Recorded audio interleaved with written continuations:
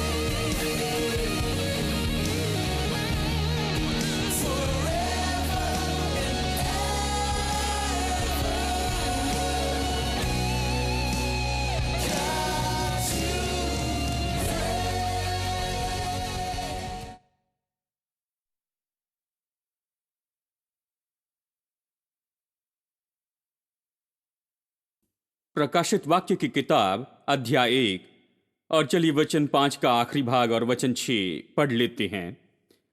वो हमसे प्रेम रखता और उसने अपने लहू के द्वारा हमें पापों से छुड़ाया है और हमें एक राज्य और अपने पिता परमेश्वर के लिए याजक भी बना दिया। उसी की महिमा और पराक्रम युगान युग रहे, आमीन। यहां यह कहता है कि उसने न केवल हमारे पापों को अपने लहू से धोया है, बल्कि हमें राजा भी बनाया। हम चर्चा कर रहे हैं कि कैसे परमेश्वर ने छुटकारे के द्वारा हमें सच में राजा बनाया है। ये वे बातें हैं जिन्हें कई बार मसीह चर्च बताने और सिखाने में असफल हुआ है। परंतु जब तक हम इन बातों को नहीं सीखते, सही में लोगों का स्वभाव उनके स्वयं के प्रति बेहतर नहीं होगा। आप देखिए, बहुत से लोग उद्धार पाए हुए पवित्र और अच्छे लोग हैं, परंतु मसीह लोगों के पास साधारणतः खुद के बारे में निचले विचार होते हैं। बहुत साल पहले अमेरिका में गोलोपोल का उपयोग किया, जहां उन्होंने सीखा कि जो लोग चर्च में जाते हैं उनके पास हीन भावना ज्यादा होती है उन लोगों की तुलना में जो चर्च में नहीं जाते। अब यह बहुत ही बुरा प्रतिबिंब है कि चर्च क्या कर रहा है। मैंने बहुत बुरा महसूस किया जब मैंने इसे पढ़ा कि लोग चर्च जाते हैं, उनके पास हीन भावना ज्यादा है उन लोगों से जो चर्च में नहीं जाते हैं। यह इसलिए क्योंकि चर्च ध्यान देता है कि हम कैसे कुछ नहीं हैं और हम केवल धूल हैं और हम केवल कीड़े और ये सब है, बहुत ये ज्यादा है। परंतु हमने कभी लोगों को नहीं सिखाया कि हम राजा हैं। जब हम इस प्रकार लोगों को सिखाते हैं तब लोग अपने सिर उठाते हैं और खुद के विषय में बेहतर महसूस करते हैं और आत्मविश्वास से परमेश्वर के और मनुष्य के सामने चलते हैं। यह बहुत महत्वपूर्ण है। हमारे जीवन की योग्यता ये बहुत ही इस प्रकार की शिक्षा पर आधारित होती है और इसलिए मैं इस विषय पर आपको अभी सिखा रहा हूं, क्योंकि कई बार ये चर्च में छोड़ दिए जाते हैं। हम राजा के विषय में कह रहे हैं। हमने राजा के अधिकार के विषय में देखा, कैसे उसके वचन में ये वचन से वो राज्य करता है, शासन करता। और फिर हमने राजा की संपत्ति के बारे में देखा। राजा की संपत्ति सामान्य व्यक्ति से अलग होती है। सामान्य व्यक्ति बाहर जाता है, पसीना बहाता है, इस तरह वो अपनी संपत्ति कमाता है। जो कुछ भी संपत्ति उसने कमाया उसकी कहानी बताता है कि कैसे पसीना बहाया। ये उसकी बातें हैं। परंतु राजा की संपत्ति उसके पसीने द्वारा नहीं आती। राजा की संपत्ति हमेशा उत्तराधिकार से आती है। उसके पिता के दिनों से, उसके दादाजी के दिनों से, अनेक पीढ़ियों से उन्होंने संपत्ति इकट्ठा की और इसके लिए छोड़ दिया। इसलिए राजा की संपत्ति उत्तराधिकार के जरिए आती है और बाइबल हमें बताने की कोशिश करती है कि हमारी संपत्ति एक सामान्य व्यक्ति की संपत्ति के समान नहीं है जहां हम पसीना बहा कर पाते हैं। हमारी संपत्ति राजा की संपत्ति के समान है। यह विरासत के रूप में हमने पाई है, क्योंकि प्रभु हमें देता है। अब यह मेरे लिए चौंकाने वाली बात है, यह सच में सोचने वाली बात है, कुछ देखने वाली बात है, इसे समझना जरूरी है। इसलिए मैं आपको वापस उत्पत्ति में ले जाता हूं, जहां मैंने आपको दिखाया कैसे परमेश्वर ने पृथ्वी को बनाया और मनुष्य को दिया। परमेश्वर ने मनुष्य को बहुत धनी बनाया। बहुत से लोग संपत्ति शब्द को सुनने से भी डरते हैं, परंतु मैं हिम्मत से इसे कहता हूं कि परमेश्वर ने मनुष्य को इतना धनी बनाया कि उसकी कल्पना भी वो नहीं कर सकता था। उसने उसे पूरी पृथ्वी दी और उसने उसका पूरा प्रबंध किया। उसे जो कुछ भी चाहिए था पहले से ही वहां था, तभी मनुष्य को बनाया। इसलिए बाद में परमेश्वर ने उसे काम दिया, परंतु उसका काम उसकी घटी पूरी करने के लिए नहीं था। काम कभी परमेश्वर का उद्देश्य नहीं था कि प्रबंध करे। परमेश्वर ने कभी नहीं चाहा कि मनुष्य काम के जरिए अपने प्रबंध को खोजते जाए। परमेश्वर ने कभी नहीं चाहा कि मनुष्य काम के जरिए अपने प्रबंध को पाए। हमेशा परमेश्वर के मन की यही बात थी कि वो प्रबंध करने वाला बना रहे, कि परमेश्वर प्रबंध करने वाला बना रहे, ताकि वो काम वो मनुष्य को देता है वो नियुक्त काम है, वो जीवन में नियुक्त काम है, वो जीवन की उसकी बुलाहट है। अब मैं जो कर रहा हूं ये मेरे जीवन की बुलाहट है। जीवन में ये मेरी नौकरी नहीं है। मैं नौकरी में नहीं जुड़ा, मैंने बुलाहट को लिया है। मैंने बुलाहट को प्रत्युत्तर दिया और मेरे जीवन में बुलाहट को पूर्ण कर रहा हूं। यदि मैं प्रचार करता हूं, मैं मेरे जीवन में परमेश्वर की बुलाहट को प्रत्युत्तर देता हूं। मैं जीवन में बुलाहट को पूरा करने में खुश हूं। मैं इसका आनंद उठाता हूं, प्रचार का आनंद उठाता हूं, सेवकाई का आनंद उठाता हूं। जीवन में यह मेरी बुलाहट है। आप में से हर एक के पास बुलाहट है, शायद डॉक्टर, शिक्षक या जो कुछ भी होने की बुलाहट, और आप में से कुछ लोगों ने उसे ढूंढ लिया है और आप उसी में बने हैं। आप में से कुछ लोग अभी उसे ढूंढ रहे हैं, परंतु हर एक के पास में जीवन में बुलाहट है। अपनी बुलाहट में होना अद्भुत है और वैसा ही करे जैसे करने को परमेश्वर ने बुलाया है। परंतु आपका काम आपके प्रबंध का साधन नहीं होना चाहिए। परमेश्वर प्रबंध करने वाला है, कभी इसे न भूलें। यदि आप अपने काम को प्रबंध करने वाला बनाएंगे तो हमेशा कमी और घटी में जीते जाएंगे, क्योंकि काम तो बहुत कम प्रबंध करने वाला है। आप में से कुछ लोग इसे पहले से ही अच्छे से जानते हैं। यह बहुत अच्छा प्रबंध करने वाला नहीं है, यह प्रबंध करने के रूप में अच्छा नहीं, परंतु बुलाहट के रूप में अच्छा है, क्योंकि यह कभी प्रबंध के लिए नहीं बनाया गया। परमेश्वर प्रबंध करता है। सब लोग कहें, प्रभु मेरा प्रबंधक है, यहोवा यीरे मेरा प्रबंध करने वाला है। हमें इसे कभी भूलना नहीं है। इसलिए मैंने आपको दिखाया कि संपत्ति जिससे हम इस संसार में राजा होने के नाते पाते हैं वो भिन्न प्रकार की है। और नीति वचन 10:22 कहता है, बहुत ही सुंदर ढंग से कहता है, धन परमेश्वर की आशीष से मिलता है, मेरे पसीने से नहीं। धन यहोवा की आशीष से मिलता है, मेरे परिश्रम से नहीं। धन यहोवा की आशीष से मिलता है, मेरे रात दिन काम करने से नहीं। धन यहोवा की आशीष से मिलता है। यही तो बात है जो मुझे धनी बनाता, और कुछ नहीं। चाहे मैं दिन रात काम करूं, मेरी बुलाहट को पसंद करता हूं, मैं बहुत व्यस्त रहता हूं, मैं यहां वहां जाकर प्रचार करता हूं, जाना और आना ऐसे चलता है और कुछ भी समय नहीं होता। परंतु धन यहोवा की आशीष से मिलता है। सब लोग कहिए ये धनी बनाता है। वो ये बहुत महत्वपूर्ण है। फिर यहां कहता है फिर वो उसके साथ दुख नहीं मिलाता। दुख शब्द का अर्थ है कठिन परिश्रम, दर्द, कष्ट, यही इसका अर्थ होता है। दूसरे अनुवाद इस तरह से बताते हैं, एम्प्लीफाइड बाइबल भी इस तरह से इसका शब्द का अर्थ बताती है। इसलिए वो उसके साथ परिश्रम नहीं मिलाता, उसके साथ कोई कष्ट नहीं मिलाता। प्रभु की आशीष है तो उसमें कोई कष्ट नहीं है। कुछ लोगों को इस पर विश्वास करना कठिन है क्योंकि जीवन भर कष्ट पर विश्वास किया है। जैसे एक भाई ने कहा, मैंने परिश्रम पर विश्वास किया, 25 साल से परिश्रम कर रहा हूं और आप कह रहे हैं कि मुझे कोई परिश्रम नहीं करना है। बहुत बुरा।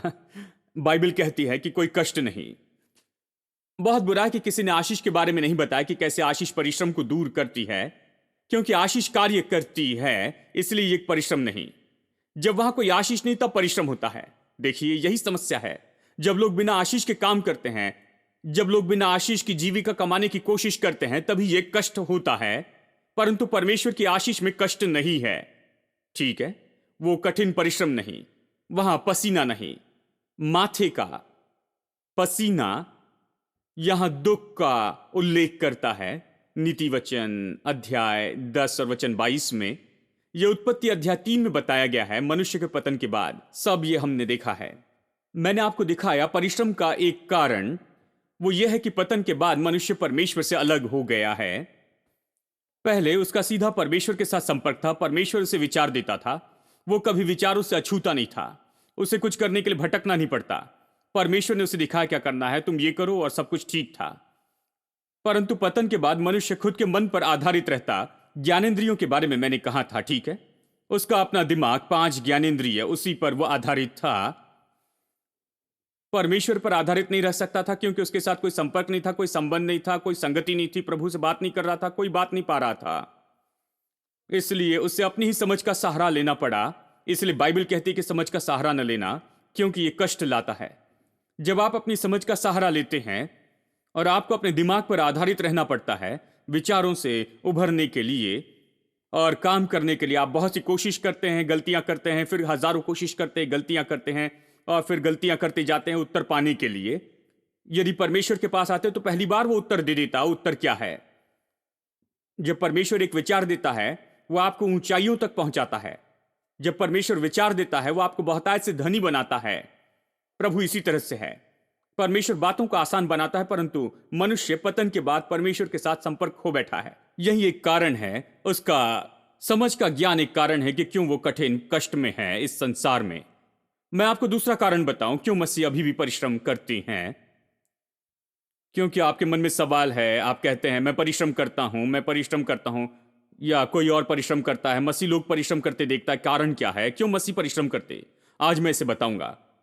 कारण यह है कि मन नया नहीं बनाया गया। चलिए इसे देखते हैं। मन जो नया नहीं बनाया गया, क्योंकि लोगों का मन परमेश्वर के वचन से नया नहीं हुआ है। ये बाइबल के अनुसार नहीं सोचते, वे परमेश्वर के संदर्भ के बारे में नहीं सोचते। वे मसीह है, उनका उद्धार हुआ, बपतिस्मा लिया, अच्छे लोग हैं, पवित्र लोग हैं और ये सब। परंतु जब बात काम की होती है, जब वो सब बात पर आते हैं, ये बाइबल के विचारों को विचार नहीं करते हैं। जब प्रबंध की बात होती है, वे बाइबल के अनुसार नहीं सोचते। वे इसलिए परिश्रम करते रहते हैं उनके मन के नए नहीं बनाने के कारण। देखिए, जीवन में बढ़ना स्वाभाविक तरह से आना चाहिए क्योंकि हमारे पास बढ़ने का अभिषेक है। यदि इस पर विश्वास नहीं करते, उत्पत्ति 1:28 देखिए। जब परमेश्वर ने मनुष्य को बनाया, उसने कहा फलो फूलो, बहुगुणित हो, पृथ्वी पर भर जाओ, सब कुछ वश में कर लो, सब वस्तुओं पर अधिकार रखो। ठीक है, हमने इसे कई बार पढ़ा। फलो फूलो और बहुगुणित हो, जीवन में फलवंत होना, कुछ उपयोगी उत्पन्न करने के लिए और फलवंत जीने के लिए, फलवंत जीवन के द्वारा, यह कुछ ऐसा है जो हमारे पास स्वाभाविक रूप में आना चाहिए। हमारे पास अभिषेक है, हमारे पास आशीष है जो काम करती है। हां, निश्चय पतन ने आशीष को नष्ट कर दिया, हम परमेश्वर से दूर हुए, परंतु अब यीशु मसीह के द्वारा आशीषित हुए, हम परमेश्वर के पास वापस आए, हम अदन की वाटिका में वापस आए, हम वापस उस स्थिति में आ गए हैं जहां परमेश्वर के साथ संपर्क में है। इसलिए बढ़ना बहुत कठिन नहीं होना चाहिए। पहले आपको अपने मन से विचार निकालना होगा कि संसार में बढ़ना बहुत ही मुश्किल है। नहीं, बढ़ना कठिन नहीं है, क्योंकि आपके पास बढ़ने के लिए अभिषेक है, आपके पास बढ़ने के लिए आशीष है, आपके पास सामर्थ है जो आपको दी गई है, जिसे आशीष कहते हैं। यह आपको बहुत ही आसानी से बढ़ाएगी। परमेश्वर ने बढ़ती को सब बातों में निर्माण करने वाले ढंग से रखा। हर एक पेड़ में बीज है, इसलिए आप इससे 1000 पेड़ उत्पन्न कर सकते हैं। जब आप सेब को देखते हैं तो यह ना देखें कितने बीज है, आप बीज को देखें और सोचें कि कितने सेब है। देखिए, बढ़ती असीमित है। एक बीज में बहुत से सेब हैं और एक सेब में बहुत से बीज हैं, और आप बहुगुणित करते चले जाए और लाखों लाखों में यह होता है। मैंने एक बार इसकी गिनती की और आपको दिखाया कैसे यह बढ़ती होती है, लाखों की बहुगुणित मात्रा में बढ़ती भीतर से निर्माण हुई, यहां तक कि पेड़, बिल्ली, कुत्ता, मछली, सब कुछ। जब परमेश्वर ने समुद्र में मछली बनाई, कहा बहुतायत से बढ़ते जाओ, ऐसे उसने कहा, क्योंकि उनमें बढ़ने की सामर्थ्य है। परमेश्वर ने उनमें बढ़ती डाली है, वे बढ़ सकते हैं। समुद्र में कभी मछलियों की कमी नहीं होगी, क्योंकि परमेश्वर ने बढ़ने के उस अभिषेक को रखा है। ये बढ़ते रहेगा, ये ऐसे ही बढ़ते रहेंगे और समुद्र को भर देंगे। और यही बात पेड़ों और पशुओं और सब वस्तुओं के साथ में है, और मनुष्य के साथ ज्यादा है। फलो फूलो और बहुगुणित हो। हमारे भीतर में बहुगुणन है, हमारे भीतर में बढ़ने की योग्यता निर्मित है। इसलिए मैं आपसे कहता हूं, मेरे दिमाग में मैंने सोचना शुरू किया कि मेरा बढ़ने के लिए अभिषेक हुआ है, मुझ पर बढ़ने का अभिषेक है, मैं बढ़ने के लिए अभिषेक्त हुआ हूं। आर्थिक रूप में हर तरह से मेरा अभिषेक हुआ है, मेरे ऊपर परमेश्वर की आशीष है। मैं बहुगुणित हो सकता हूं, बढ़ सकता हूं और किसी तरह से उन्नति पा सकता, और वो उन्नति मुझ पर है। मैं उन्नति के लिए बना हूं, बढ़ती मुझ में निर्मित है। देखिए, जब परमेश्वर ने अब्राहम को चुना, देखिए पतन के बाद हर कोई आशीष के विषय भूल गया, इसलिए परमेश्वर ने अब्राहम को चुना कि फिर से शुरू करे, क्योंकि आदम इसे चूक गया और आशीष के विषय में बताने लगा। जैसे उसने उसे उठाया, पहला वचन परमेश्वर उससे कहता है आशीष। उत्पत्ति अध्याय 12 वचन 1 से 3, मैं तुम्हें आशीष दूंगा, तुझे आशीष का मूल बनाऊंगा। जो तुझे आशीष दे उन्हें आशीष दूंगा, जो तुझे कोसे उन्हें श्राप दूंगा। मैं तेरा नाम महान करूंगा। और फिर उसने कहा, भूमंडल के सारे कुल तेरे द्वारा आशीष पाएंगे। ये पहले ही वचन हैं जिन्हें परमेश्वर ने अब्राहम से कहा, आशीष के वचन। पहली बात, सबसे पहली बात जो प्रभु ने कहा वो आशीष है। और जैसे परमेश्वर ने उसके जीवन पर आशीष कहा, वो कहता है ठीक है तुम इस देश में जाओ, मैं तुम्हें दिखाना चाहता हूं। वो उसे ले जाता है, वहां अकाल पड़ा था। निश्चित ही अब्राहम को आश्चर्य हुआ होगा, मेरे प्रभु मुझे आशीष कहा और ये सब कुछ क्या है, मुझे अकाल के देश में लाया। फिर वो मिस्र में जाता है और कहानी आप जानते हैं कैसे मिस्र के राजा ने सोचा कि उसकी पत्नी बहुत सुंदर है, और अब्राहम ने झूठ कहा, आधा झूठ, क्योंकि वो रिश्ते में उसकी बहनी थी, उससे शादी की थी, इसलिए उसने कहा ये मेरी बहन है। और इसलिए राजा ने सोचा कि उसकी पत्नी बनेगी, और वो अपने पत्नी के भाई को बहुत प्रतिफल देना चाहता था। तो वो पत्नी को राजमहल ले जाता और अब्राहम को देता है, जिसने इतनी सुंदर स्त्री को लाया, हर तरह का सोना और चांदी और पशु और सब कुछ, और उसके ऊपर हर तरह भौतिक वस्तुएं उंडेलता जाता। परमेश्वर इंतजार कर रहा था जब तक सब कुछ ठीक ना हो, और फिर रात में परमेश्वर ने उससे कहा, इसे मत छूना, तुम मर जाओगे यदि तुम इसे छूओगे, ये दूसरे की पत्नी है, तुम सावधान रहो, ऐसे उसने कहा। उसने कहा मुझे पता नहीं था। उसने कहा ये उसकी बहन है। उसने कहा नहीं, मैं तुम्हें कहता हूं ये उसकी पत्नी है, इसे मत छूना, इसे वापस कर दो। तो अगली सुबह वो कहता है, देखो तुमने मुझसे झूठ कहा, तुम्हें सच्चाई बतानी थी, देखो ये तुम्हारी पत्नी, इसे वापस लो। जानते हैं, इसलिए उसने पत्नी वापस की, परंतु उसने वस्तुएं वापस नहीं मांगी। इसलिए अब्राहम एक साधारण मनुष्य था, उसके पास कोई संपत्ति नहीं थी।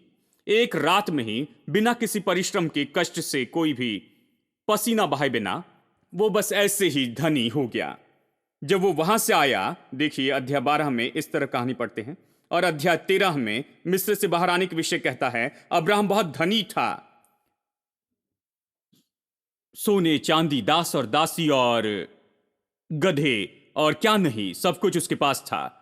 देखिए बहुत वस्तुएं। वो अपने बड़ी बटालियन के साथ बाहर आया, बहुत धनी पुरुष। परमेश्वर ने अब्राहम को धनी बनाया, केवल बढ़ता हुआ अभिषेक वहां था। देखिए इस तरह अभिषेक काम करता है। यह आपको अकाल के बीच में भी, मंदी के बीच में भी ले जाता है और आपको संपन्न बनाता। सभी का ग्राफ ऐसे नीचे जाता है, लेकिन आपका ग्राफ ऐसे ऊपर जाता है। ये ये इस संसार की सामान्य बातों के विरुद्ध में ही है, इस संसार के नियम के विरुद्ध में है। ये परमेश्वर की आशीष है। इसलिए अब्राहम पूरी तरह से अलग जीवन जी रहा था और एक बात से वो चूक गया कि उसकी कोई संतान नहीं थी। इसलिए परमेश्वर अब्राहम से कहता है, क्योंकि अब्राहम ने शिकायत की, कहा मेरी कोई संतान नहीं, मेरा दास इन सारी वस्तुओं का वारिस होगा जो मेरे पास है। तूने मुझे सब कुछ दिया, संतान नहीं दी। वो बूढ़ा हो रहा था। इसलिए परमेश्वर ने उससे कहा, तुम यहां पर आओ, आकाश के तारों को देखो, क्या गिन सकती हो?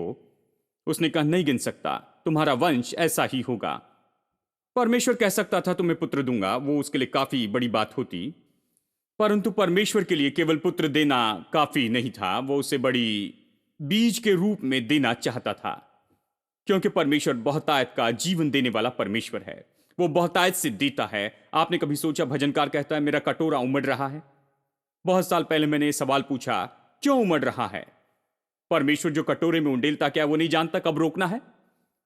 जब ये उमड़ता है मैं इसे रोक देता। यदि उमड़ रहा है तो मैं इसे उमड़ने नहीं दूंगा, एक बूंद भी उमड़ने नहीं दूंगा, मैं इसे रोक दूंगा। परंतु परमेश्वर कहता है, यहां भजनकार कहता है मेरा कटोरा उमड़ रहा है। मैं कहता हूं, क्यों प्रभु, क्यों ये उमड़ रहा है? ये हमेशा उमड़ रहा है। बाइबल में हर तरह की घटना बताती है कि ये उमड़ रहा है। पतरस की नाव उमड़ रही थी। 5,000 पुरुषों को 5 रोटी और 2 मछली से खिलाने के बाद में 12 टोकरियां बच गई थी। ये भी उमड़ रहा था। क्यों ये उमड़ रहा था? जब आप ये सवाल पूछते हैं तो आपको उत्तर मिलेगा। परमेश्वर कहता, मैं ऐसा ही हूं, क्योंकि मैं केवल आशीष देना नहीं चाहता, मैं चाहता हूं कि ये उमड़ते रहे ताकि दूसरे लोग उसको पकड़ सके। लूत अब्राहम के साथ था और जो कुछ उमड़ रहा था वो उसे पकड़ रहा था और वो धनी बन गया केवल उमड़ने के कारण। केवल उमड़ने से वो धनी बन गया। लूत, जानते हैं, वो बिन बुलाए मेहमान था। अब्राहम के साथ बस घूम रहा था बिना बुलाए, परंतु वो केवल उस पुरुष के करीब था जिसका कटोरा उमड़ रहा था, वो हर समय पकड़ रहा था। इसलिए परमेश्वर कहता, मैं चाहता हूं कि तुम्हारी आशीष उमड़ती रहे। इसका कारण है क्योंकि तुम्हारा कटोरा भर गया तो तुम कटोरा लेकर अपने घर में रखोगे, आपके लिए और अपने 2 बच्चों के लिए। परंतु मैं ऐसे देना नहीं चाहता। मैं चाहता हूं कि यह उमड़ता रहे, कि घर से बहता रहे, घर से बाहर बहता रहे, रास्ते पर उमड़े, हर जगह उमड़ते रहे, क्योंकि मैं चाहता हूं कि तुम्हारे द्वारा हर कोई आशीषित पाए। मैं चाहता हूं कि यह उमड़ता रहे। बढ़ोतरी ऐसा अभिषेक है, यह अभिषेक ही है जो हम में कार्य करता। हम बढ़ने के लिए आशीषित हुए हैं, उमड़ने के लिए आशीषित हुए हैं, उमड़ते रहने के लिए आशीषित हुए हैं। उमड़ते रहना यह हमारी आशीष है, परमेश्वर द्वारा दी गई आशीष। आमीन। सब लोग कहे, उमड़ना मेरी आशीष है। आपको उमड़ते रहना है। बस बात यह है, बहुत से लोग ये विश्वास नहीं करते, यही समस्या है। मेरे साथ उत्पत्ति अध्याय 24 देखिए। यहां अब्राहम का दास ढूंढने निकलता है अब्राहम के पुत्र के लिए एक पत्नी, और वो कहता है, उत्पत्ति 34:1, अब्राहम अब वृद्ध हो गया और उसकी आयु बहुत थी, और गौर से सुनी, यहोवा ने सब बातों में उसको आशीष दी थी। सब लोग कहें, आशीष दी थी।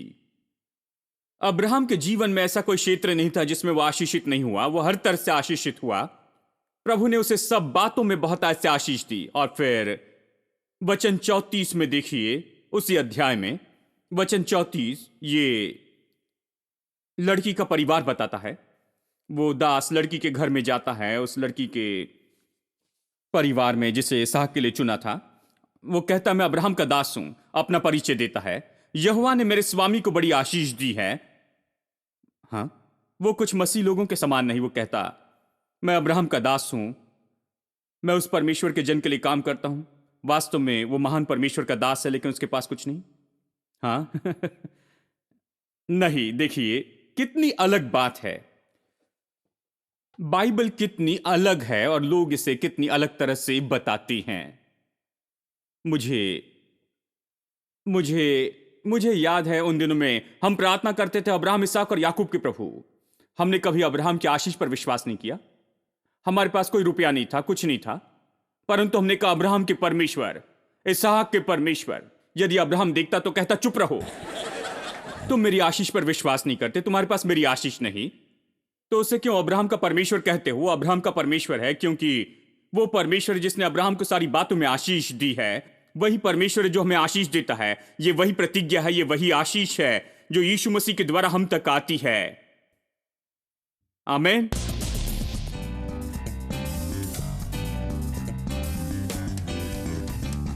This is the season of Jubilee. This is the season of Jubilee. Singing and dancing for you and me. Singing and dancing for you and me. Thanking and praising because we're free. Thanking and praising because we're free. Oh, this is the year of Jubilee. Oh, this is the year of Jubilee. Put your hands together. Everybody praise the Lord. Put your hands together. Sing, shout, and praise the Lord. This is the season of Jubilee. This is the season of Jubilee. Singing and dancing for you and me. Singing and dancing for you and me. Thanking and praising because we're free. Thanking and praising because we're free. Oh, this is the year of Jubilee. Oh, this is the year of Jubilee. Put your hands together. Everybody praise the Lord. Put your hands together. Sing and shout and praise the Lord. Everything that was stolen shall be returned unto me. Mother, father, sister, brother, they will all go free. Everything that was stolen shall be returned unto me. Singing, dancing, praising, shouting, increase in victory.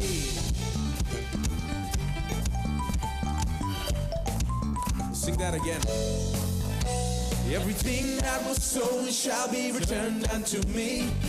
Mother, father, sister, brother, they will all go free. Everything that was stolen shall be returned unto me. Sing, dancing, praising, shouting, increase in victory.